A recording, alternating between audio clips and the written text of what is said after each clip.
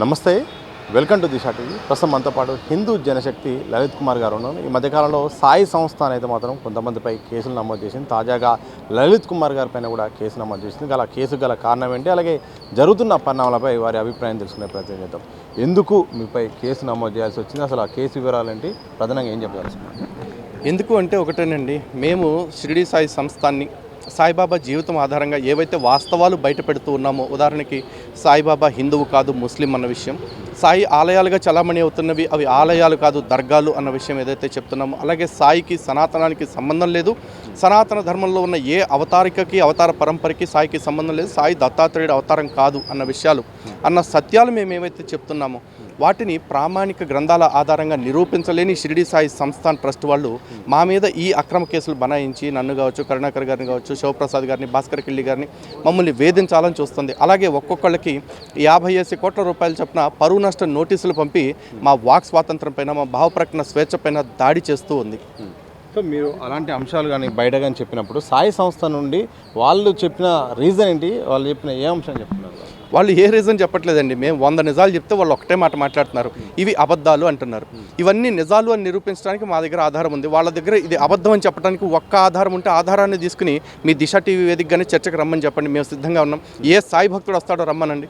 ఇలాంటి ఆరోపణలు చేసినప్పుడు వాళ్ళు ధైర్యంగా మేము ఛాలెంజ్ చేస్తాం. సాయి సంస్థాన్ వాళ్ళు కూడా బీజేపీ అధ్యక్షుని కలిశారు. అలాగే బీజేపీ అధ్యక్షుడు కూడా ఎవరు కూడా ఇలాంటి వ్యాఖ్యలు చేయడం సరైనది కాదని కూడా చెప్పారు.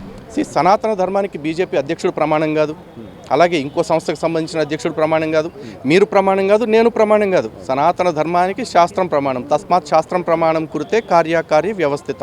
అటువంటి శాస్త్రం ఆధారంగా చర్చకు మేము సిద్ధంగా ఉన్నాం. అటువంటి వాళ్ళకి ఏదైతే ప్రమాణాలు ఉన్నాయో ఆ ప్రమాణాలని తీసుకుని రమ్మనండి. మేమన్నా స్టేట్మెంట్స్ ఏమన్నా అబద్ధాలు అయితే కనుక ఆ అబద్ధాలను నిరూపించమని చెప్పండి. అంతేగాని బీజేపీ అధ్యక్షుడితో చెప్పించాము, లేకపోతే ఐక్యరాజ్య సమితి అధ్యక్షుడితో చెప్పించామంటే వాళ్ళెవరు వీళ్ళెవరు? అసలు మా ధర్మం మాది, వాళ్ళు రాజకీయ పార్టీలు, వాళ్ళు ఇవాళ మాట్లాడిన మాట రేపు మాట్లాడకపోవచ్చు. కానీ మేము జీవితకాలం పుట్టిన కాడి నుంచి చచ్చేదాకా ధర్మానికి సంబంధించి ఒక ప్రామాణికమైన వాక్యం పట్టుకుంటే ఆ ప్రమాణం మీద నిలబడతాం.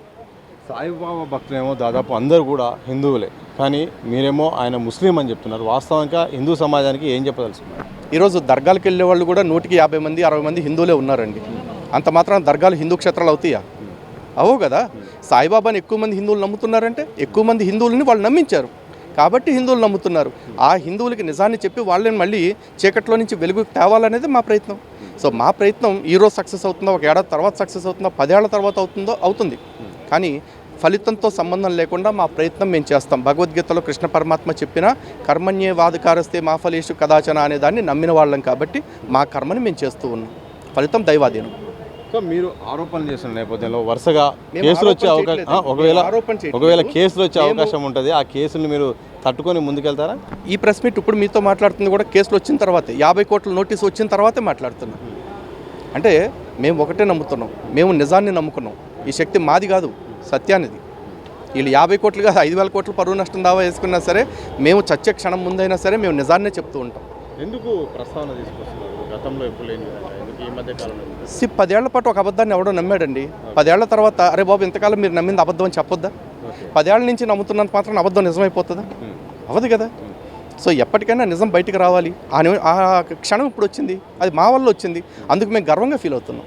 ఒక చివరిగా ఆధారం ఏంటి, ఆధారాలు ఎలాంటివి మీ దగ్గర ఉన్నాయి, ఏ ధైర్యంతో మీరు మాట్లాడుతున్నారు? నా దగ్గర శాస్త్రపరమైన ఆధారాలు ఉన్నాయి. షిరిడి సాయి సంస్థాన్ వాళ్ళు ఏదైతే వాళ్ళకి ఆధారం అనుకుంటున్నారో ఆ ఆధారాల్లో నుంచే వాళ్ళ బొక్కల్ని బయటపెట్టడానికి మా దగ్గర ఆధారాలు ఉన్నాయి. అన్నిటికీ మించి చట్టపరమైన ఆధారాలు మా దగ్గర ఉన్నాయి. చర్చకి ఎవరినైనా మీరు కూర్చోబెడితే దిశ టీవీలో మేము రెడీగా ఉన్నాం. మా నలుగురు ఎవరైనా వస్తాం మేము ఎనీ టైం. జై శ్రీరామ్. లలిత్ కుమార్ గారు ప్రధానంగా చెప్పింది షిరిడి సాయిబాబా పేరుతో ఆయన మాత్రం ఆయన ముస్లిం హిందూ కాదు, కానీ చాలామంది హిందువులను నమ్మించే ప్రయత్నం చేస్తున్నారు. అలాగే సాయిబాబా సంస్థనైతే మాత్రం ఇలా మేము ప్రశ్నించినందుకే ఈరోజు కేసులు పెట్టే ప్రయత్నం కూడా చేస్తుంది. ఎన్ని కేసులు పెట్టా కానీ నిజం అనేది ఎప్పటికైనా నిలబడుతుంది. తప్పకుండా మా దగ్గర అన్ని రకాల ఆధారాలు ఉన్నాయి, న్యాయ పోరాటం చేస్తామని కూడా లలిత్ కుమార్ గారు అయితే చెప్తున్నారు. చూడాలి మరి ఈ అంశము ఎటు నుండి ఎటువైపు దారితీస్తుందో తెలియాల్సిన అవసరం అవుతుంది. కడప సమాసంతో సతీ దిశ టీవీ, హైదరాబాద్.